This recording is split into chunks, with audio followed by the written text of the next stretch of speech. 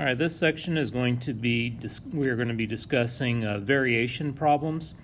Now, when something varies, that means it changes.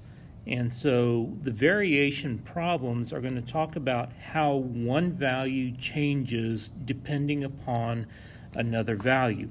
And there are really 3 to 4 types of variations that we're going to be looking at. The first one being a direct variation. Now with a direct variation, that fits the format y equals kx, and k is called your constant of variation. Now that constant of variation is going to tell you the rate at which something changes with respect to something else. Now you can think of something like y is equal to 2x. If you think about this situation, this is a linear equation. 2 would be the same thing as your k value here. 2 would be the k. Now in a linear equation, 2 represents the slope, and slopes are often referred to as a rate at which something happens. So as the x value increases, the y value is also going to increase. And it's going to increase at a rate of 2 times whatever that x value is. So this is a direct variation situation, and k is called your constant of variation. All right, so the next type of variation is going to be joint variation. This is your equation here. It's very similar to direct variation, except we've got an extra variable in here that is being multiplied. And in real life, you are going to have multiple variables that are going to affect any given situation. Typically, situations are not just going to be affected by one variable. All right, so then the next one is going to be an inverse variation. Now with an inverse variation, let's plug in a 1 in for k. This constant of variation is 1. In this situation, think about your values that you're putting in for x. As your x value increases, your y value is going to decrease. So that's the inverse variation part of this. One thing is increasing, which means the other is decreasing. And the reason this is decreasing is because if x is increasing, that means you would be going from like 1 over 1 to 1 over 2 to 1 over 3 to 1 over 4 to 1 over 5, etc. The value of your fraction is getting smaller every time. Your denominator is increasing, but the value of the fraction is decreasing. That's inverse variation.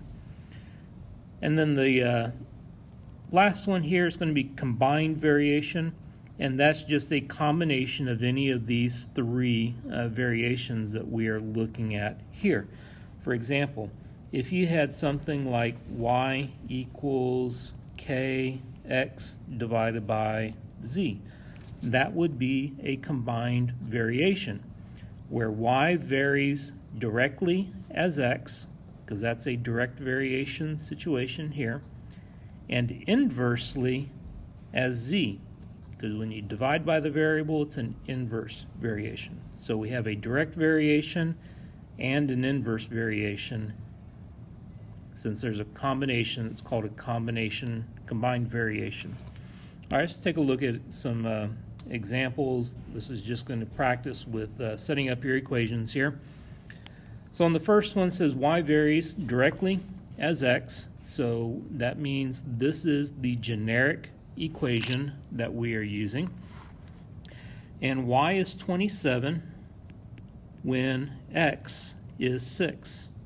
Well, if we solve for k, you would divide by 6, which gives us a reduced answer of 9 over 2. So we can take this value, plug it back in for x, which will give us the equation y equals 9 halves x. That is the function that they are asking for right here. Now the question asks us to find x when y is 56. All right, so if we plug 56 in for the y value, we could multiply by 2, which is 112, and then divide by 9, giving us x equals 112 over 9. That's what x equals when y is 56. All right, so just to review, the first thing I want you to do is to write your generic variation equation, use the information they give us to find k, and then plug that value back in. That gives you your equation that you're going to be using. Now you use that equation to answer the question. All right, so the next one here, y varies directly as x. So once again, our generic formula, y is 6.5 when x is 13. So dividing, it's going to give us 6.5 over 13, and that reduces to 1/2, which we now put back in, giving us the equation y equals 1/2 x. Now the question says find x when y is 21.5. So if you multiply by 2, that's going to give us x is equal to 43. All right, now a actual application problem here. The cost of an item in euros, which is your European currency, E, varies directly. All right, so varies directly is the cost of the item in dollars, D. So let's use variables that represent this problem situation. E varies directly. So that would be E equals K times, and then D is what we're varying directly with. It says E is 3.85 when D is $5. So we can divide 3.85 divided by 5 comes out to 0.77, which we can plug back in. That gives us the equation E is equal to 0.77 times D. Now says find D when E is 10 euros. So we're going to take 10 equals 0.77 D, and then 10 divided by 0.77, 12.98, so roughly 13 dollars.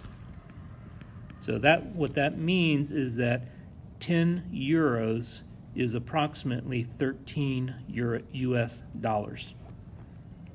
All right. So next example, do some geometry here. The perimeter of a regular dodecagon. A dodecagon is a polygon with 12 sides. Regular means all the sides are equal. So the perimeter varies directly. So equals K times S.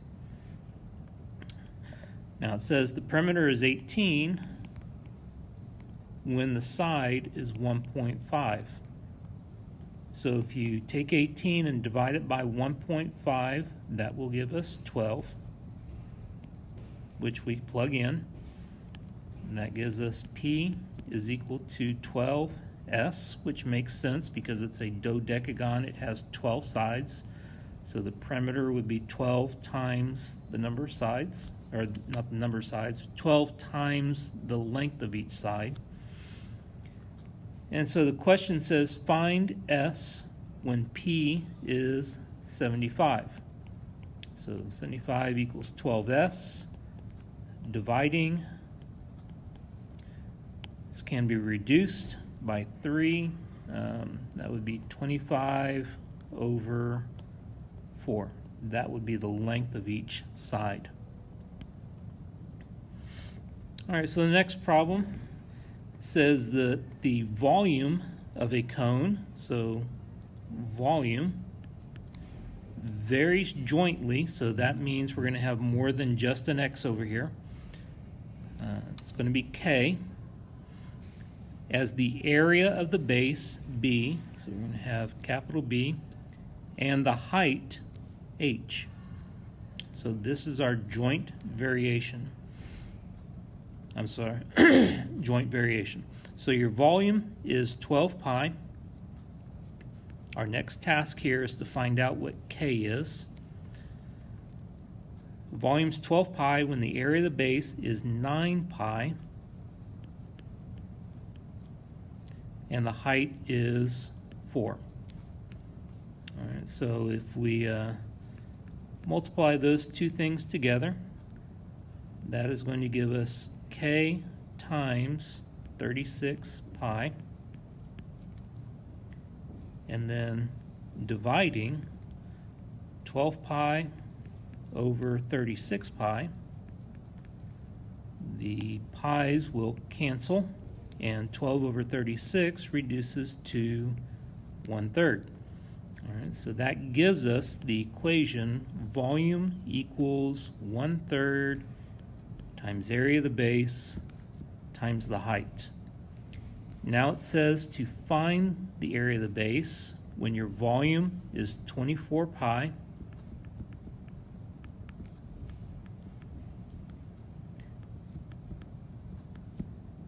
and your height is 9. All right, well, one thing here, 1/3 multiplied by 9 is 3. So this would simplify to be 3b. And now if you divide by 3, that is going to give us 8 pi. That will be the area of the base.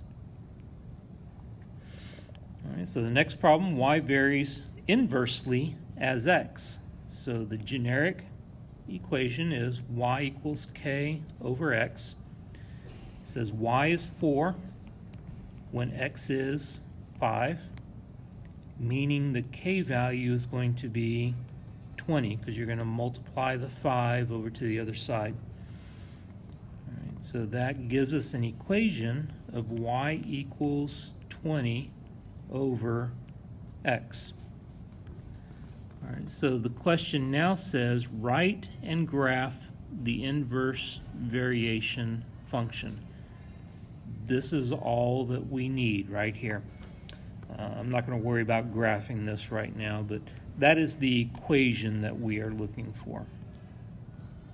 All right, so the next problem says to see y varies inversely as x. Once again, write your generic formula. Y is 4 when x is 10, which gives us a k value of 40. And once again, k stands for the constant of variation. That will give us the equation y equals 40 over x. And that's what we are looking for here. Once again, I'm not going to graph this right now. All right, so then the next problem here says the time t needed to complete a certain race varies inversely. So t equals k over something, and it varies inversely as the runner's speed s. All right, so we'll put an s down here. If the runner with an average speed of 8.82 miles per hour completes the race in 2.97 hours. All right, so the 2.97 is the time needed to complete a certain race. That's the t value. Equals k over s is the runner's average speed, which is your 8.82. All right, so 2.97 times 8.82 is going to give us a K value of 26.2, roughly. All right, so that gives us our equation of 26.2 over S. All right, so let's read on. Question says, what is the average speed of a runner who completes the race in 3.5 hours? The average speed is your S. 3.5, that is your T. All right, so we're going to have 3.5 equals 26.2 over S. So the way that you would go about solving this is you would multiply the S over to this side, which will take it out of the denominator.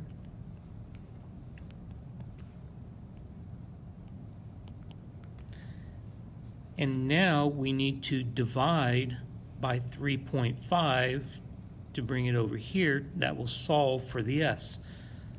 So it gives us S is equal to 26.2 divided by 3.5, which is approximately 7.5. So that would be the average speed of the runner, and that is in miles per hour. Okay. All right. This says the change in temperature of an aluminum wire. All right, so I'm just going to, it doesn't give us a variable, so I'm going to use the variable T for temperature.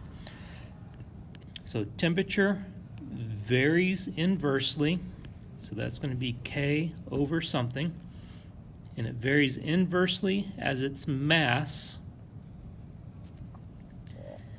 and directly as the amount of heat energy, E.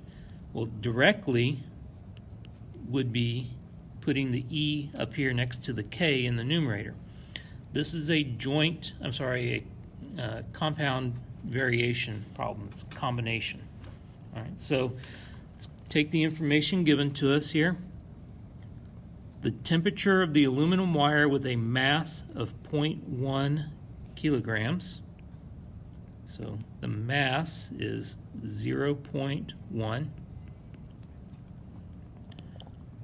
Rises 5 degrees Celsius, so 5 degrees, when 450 joules of heat, so 450 is the energy here, is transferred to it. All right, so using this, let's find our K value.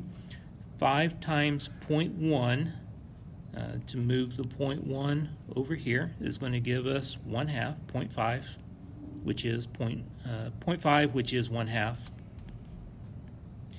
equals K times 450. And now you're going to divide by 450, which will give us 1/900. All right, so plugging that back in, we get T equals 1/900 E over M. All right, so reading further, how much heat energy must be transferred? So that means we are looking for the E value. How much heat energy must be transferred to an aluminum wire with a mass of 0.2 kilograms to raise its temperature 20 degrees? So we're going to have 20 degrees equals 1/900 E over 0.2.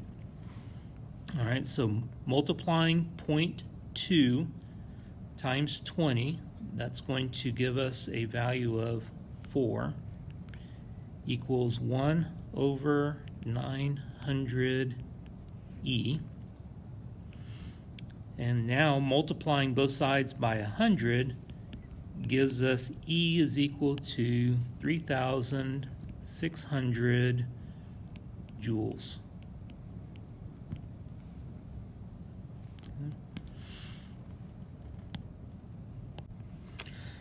All right, so what we're going to do now is we're going to take a look at some data that is in a table and try to determine what type of variation it is, be it a direct variation problem, an inverse variation problem, or neither one of these. We're not going to concern ourselves with the joint variation here. So inverse variation or direct variation. So let's think about this algebraically for a second. Direct variation is y equals kx. K is called the constant of variation, which means that constant is going to be the same value throughout your problem. So throughout the table, K has to be the same value. Well, if I'm solving for K, I would move my x to the other side by dividing it. That would give us K equals y divided by x.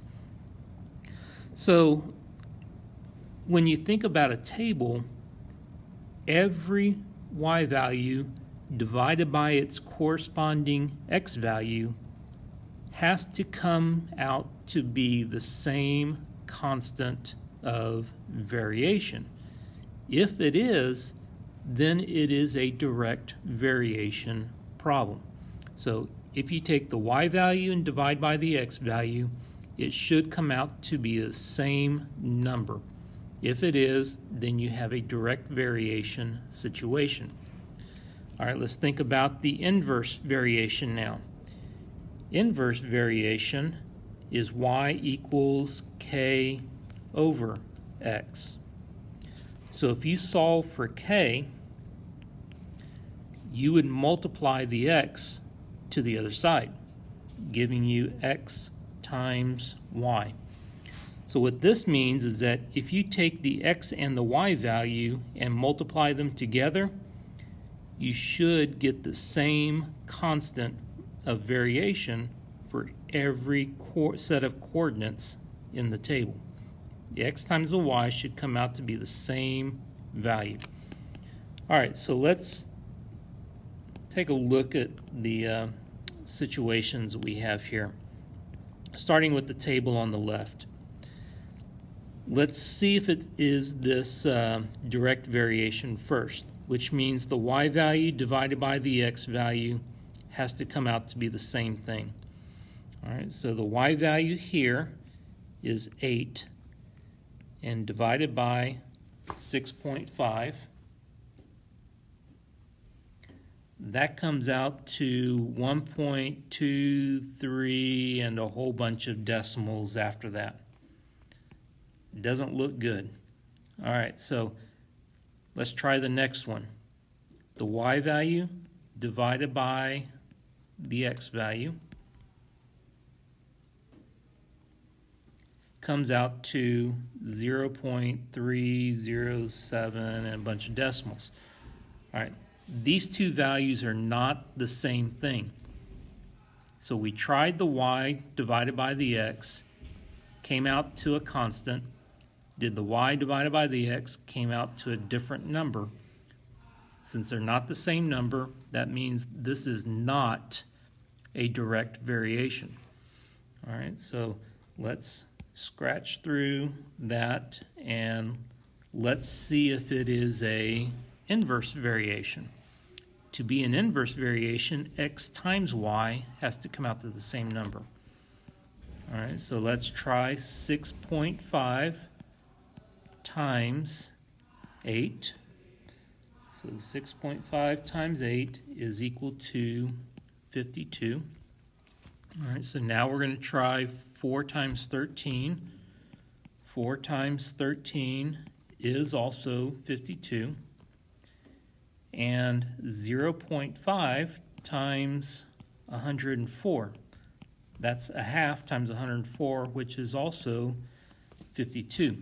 See, the x times the y, every time came out to the same number. Since that was the case, that means this is an inverse variation problem. Okay.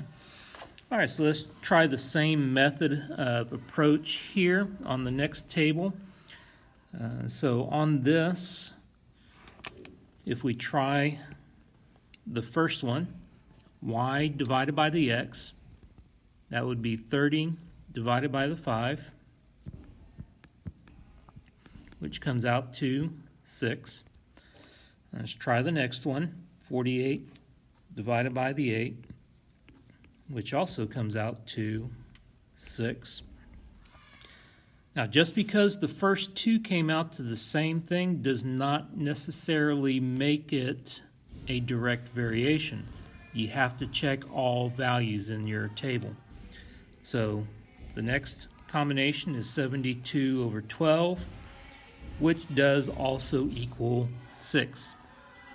Since the y value divided by the x value came out to the same number every time, 6 would be the constant of variation, and it is a direct variation problem.